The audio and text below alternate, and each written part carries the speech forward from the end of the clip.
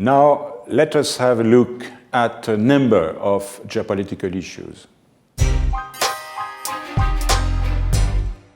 China is, of course, perceived as a major source of uncertainty.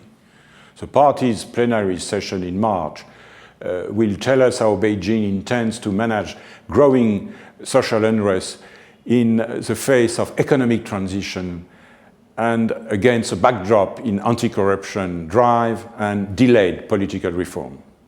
China's geopolitical rise in Asia is here to stay and clear to see, but international expert forecasts vary regarding developments in the domestic political arena.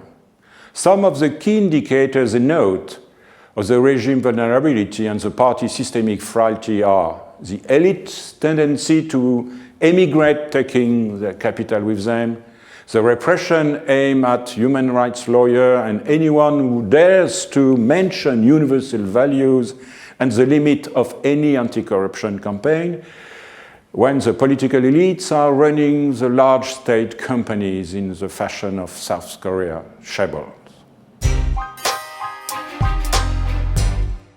Russia is intent on regaining its rightful position in the world and is convinced that there is a Western plot against it. Ukraine, the color revolution, support for regime change, NATO expansion.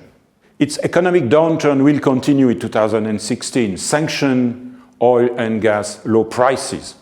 And this may force policy change, especially as the patriotic euphoria with which the Russian public greeted the stealth invasion of the Crimea has now evaporated. There are discussions about the privatization of 7 companies and clear disagreement between liberal and Siloviki about the decision to be made. The chairman of Sberbank, German Gref, said recently that Russia has lost the competition by its over-reliance on oil export.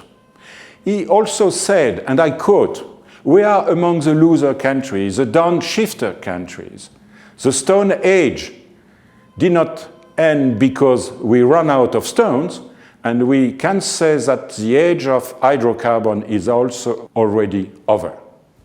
Gref called reform of Russia utterly ineffective system of state management the #1 priority.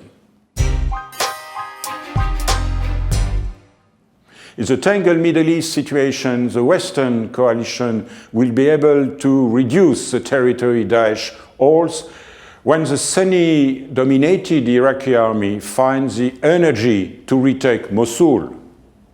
However, the risk remains that if Daesh is defeated in the east, it will mutate into a network threatening Turkey and Russia, Europe, North Africa, and South Asia.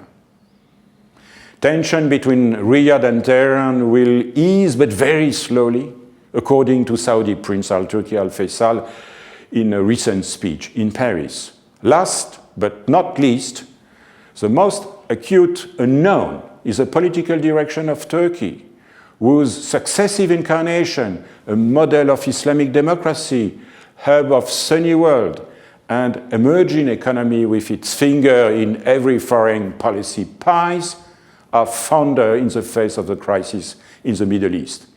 Tension between Ankara and Moscow will grow. Migration pressure on Europe will remain. Angela Merkel is back on again in Turkey to discuss migration policy. Without Ankara, there is no chance of Europe getting a grip on its internal security.